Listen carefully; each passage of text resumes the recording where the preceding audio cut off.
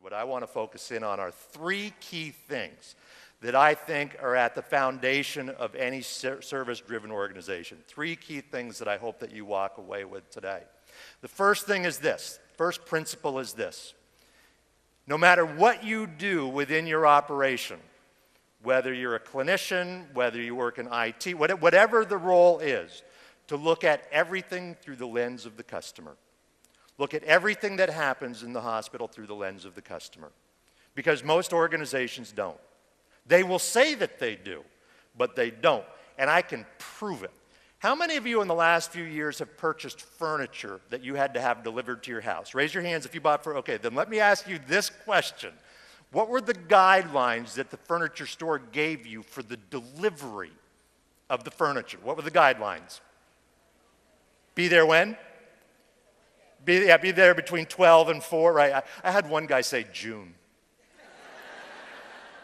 They told me to be there in June. But usually it's a 4-hour or an 8-hour window that they give you, right? So here's my question for you, and if you would all please answer this question.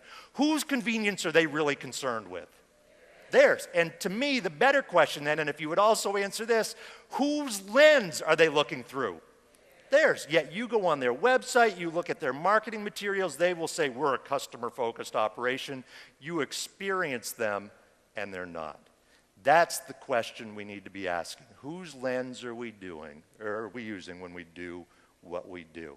Now, contrast that, and keep in mind, I recognize that healthcare is a very challenging industry. But I want you to imagine at this moment being in the airline industry. I mean, you can't pick up the paper without seeing another airline's in trouble. So contrast that example with the furniture with one of my favorites, which is Southwest Airlines, okay, which is not a perfect airline. There's no such thing. But, and my guess is some of you know this, Southwest recently posted their 33rd consecutive year of profitability. So clearly they're doing something right. The thing I think they do so well is they understand the lens of their customer. And keep in mind, not everybody's the right customer for Southwest. Some people don't like the way they board the planes and all that, and they're okay with that. But the ones that are, they understand the lens. The way I see it, because I do fly on them a lot, is through the performance of their flight attendants. Okay, how many in the room have flown on Southwest? Raise your hands if you, okay, at some point. Now, for the most part, and I'm not saying every one of them, but for the most part, I think Southwest flight attendants are the best ones out there. Because they've taken those same boring safety spiels that most of us have heard hundreds of times. If I asked you to, how many of you could come up here right now, you could do an airline safety spiel?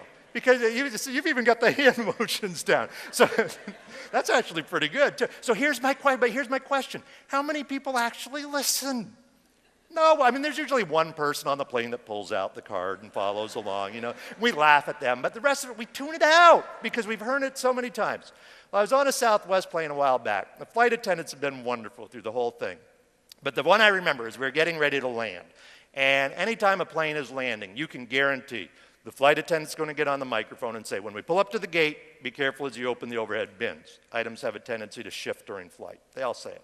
I was on the Southwest plane, we were landing, pulling up to the gate. Flight attendant gets on the microphone and says, when we pull up to the gate, be careful as you open the overhead bins. Items have a tendency to shift during flight. And as you know, shift happens. So what did she say? What? So we were hanging on every word. When the plane landed, you know how they put on the reverse thrusters to slow the plane down? The co-pilot got on the microphone and went, whoa, big fellow, whoa, as we were slowing down. So now as we got off the plane, what were we all doing? We were laughing. And that's not usually what you're doing, right? It's usually, get out of my way.